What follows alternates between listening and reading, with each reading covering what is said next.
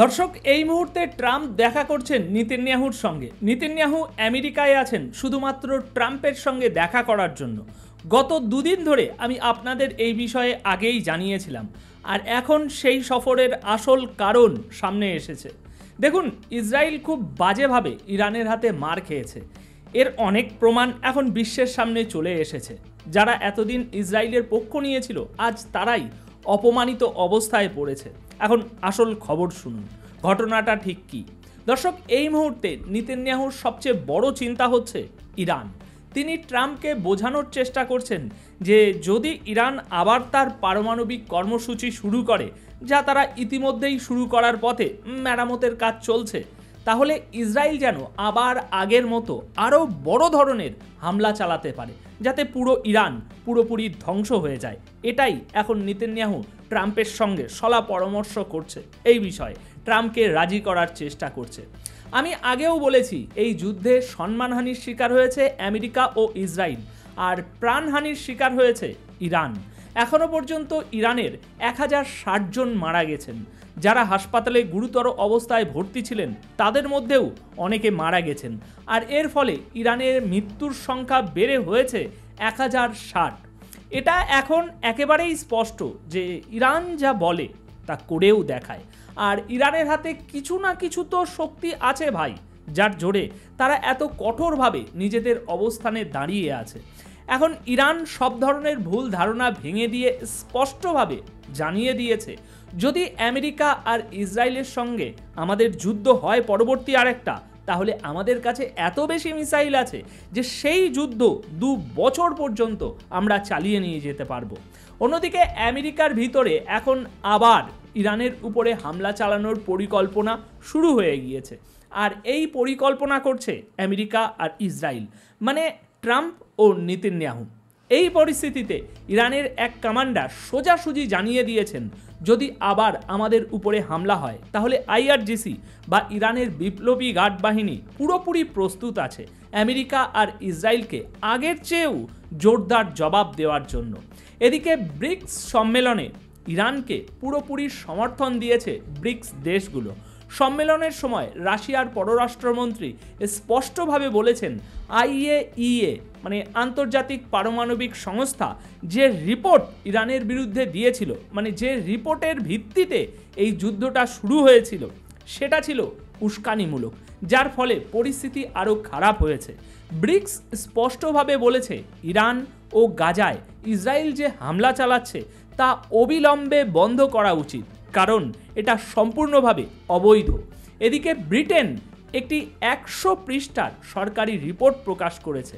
এই রিপোর্টে তারা উল্লেখ করেছে তাদের সবচেয়ে বড় 3টি শত্রু দেশকে, আর এই তালিকায় প্রথম আছে ইরান, তারপর রাশিয়া, আর তৃতীয় স্থানে আছে চীন।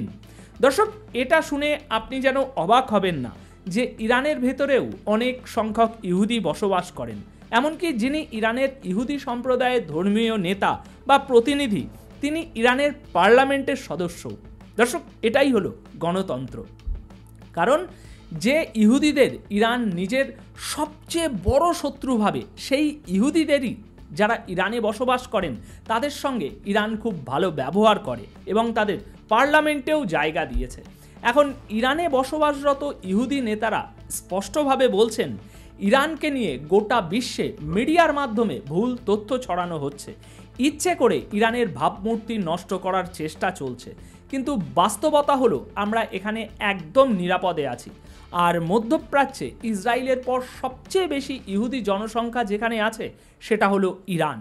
এই কথাগুলো দর্শক ইরানের ভেতরের ইহুদি নেতারাই বলছে। তিনি স্পষ্ট জানিয়ে দিয়েছেন, মিডল ইস্টে ইসরায়েলের পর সবচেয়ে বেশি ইহুদি যে দেশে বসবাস করেন, সেটা হলো ইরান, এবং আমরা এখানে সম্পূর্ণভাবে নিরাপদ।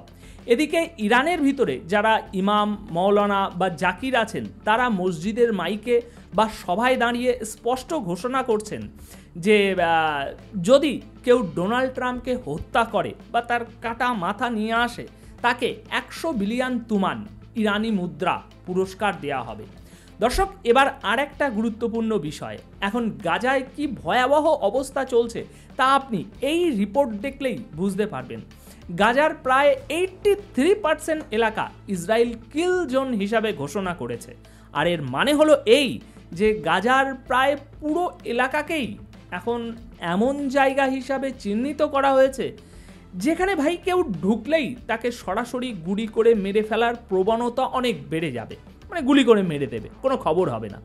এদিকে ইসরায়েলের প্রতিরক্ষা মন্ত্রী একটি নির্দেশ দিয়েছেন, সেটা এই রিপোর্ট ও ছবিতে আপনি দেখতে পাচ্ছেন। গাজার ভিতরেই ডিটেনশন ক্যাম্প বা বন্দি শিবির বানানো হবে যাতে ফিলিস্তিনি এবং গাজার মানুষদের সেখানে আটকে রাখা যায়। আর বলা হচ্ছে যাদের এই জেলে ঢোকানো হবে তারা আর কখনোই বাইরে ফিরতে পারবে না। আর এই জেল বানাতে গাজার 4টি এলাকার মানুষদের জোর করে সরিয়ে দেয়া হবে। এখন আমেরিকার একটি সংস্থা যারা গাজায় ত্রাণ বিতরণ করছে তারা মানবিক সাহায্যের নামে, মানে ডাক্তার বা চিকিৎসার প্রয়োজনে যেসব মানুষ অসুস্থ তাদের গাজা থেকে স্থায়ীভাবে বের করে দিচ্ছে। মানে সরাসরি বলা হচ্ছে যাদের চিকিৎসা দরকার, অপারেশন দরকার, তারা এখানে চলে আসুক, তারপর তাদের বাইরে পাঠিয়ে দেওয়া হচ্ছে। আর একবার যাদের বাইরে পাঠানো হয়েছে তাদের জন্য গাজায় ফিরে আসার সব পথ বন্ধ করে দেওয়া হচ্ছে। এদিকে ফিলিস্তিনের সরকারি বিভিন্ন সংস্থার রিপোর্ট অনুযায়ী বলা হচ্ছে যে এখনও প্রায় 3,77,000 ফিলিস্তিনি নিখোঁজ, যাদের কোনো খোঁজই নেই, তারা কোথায় আছেন, কিভাবে আছেন। এদিকে আন্তর্জাতিক অপরাধ আদালত ইন্টারন্যাশনাল ক্রিমিনাল কোর্ট ইতিমধ্যেই আপনারা জানেন ইসরায়েলের প্রধানমন্ত্রী বেঞ্জামিন নেতানিয়াহুর বিরুদ্ধে গ্রেপ্তারি পরোয়ানা জারি করেছে, কিন্তু এখনো পর্যন্ত একটাও দেশ তাকে গ্রেপ্তার করেনি। এখন দেখুন, নেতানিয়াহুর ফ্লাইট যখন গ্রিস, ইতালি আর ফ্রান্সের আকাশ দিয়ে এই আমেরিকায় উড়ে গেছে রিসেন্টলি, তখনও কোনো দেশ তাকে আটকানোর চেষ্টা করেনি। অন্যদিকে ইসরায়েল ঘোষণা দিয়েছে ফিলিস্তিনের দখলকৃত এলাকায় 493টি নতুন বিল্ডিং তৈরি করা হবে শুধু ইহুদিদের জন্য, আর এটা তারা অনুমোদনও দিয়ে দিয়েছে। পরবর্তী দর্শক, এই ছবিগুলো দেখুন যেখানে ইসরায়েলিরা তাদের যেখানে মনে হচ্ছে এই জায়গাটা তাদের ভালো লেগেছে সেখানেই তারা গিয়ে নিজেদের হাতে ঘর বানিয়ে নিচ্ছে। মানে দুনিয়ার সামনে খুলেআম দিনের আলোয় আন্তর্জাতিক আইন ভেঙে তারা দাপটের সঙ্গে ফিলিস্তিনিদের ঘরবাড়ি দখল করে নিচ্ছে। তো দর্শক, আপাতত এই প্রতিবেদন এখানেই শেষ করছি। অপেক্ষা করুন আমাদের পরবর্তী আপডেটের জন্য। আর এই চ্যানেলে নতুন হয়ে থাকলে অবশ্যই চ্যানেলটি সাবস্ক্রাইব করে রাখুন, কারণ সত্য খবর, অথেন্টিক ভেরিফাইড নিউজ সবার আগে আপনার কাছে পৌঁছে দেওয়াই আমাদের একমাত্র লক্ষ্য। ধন্যবাদ আপনাদের সকলকে।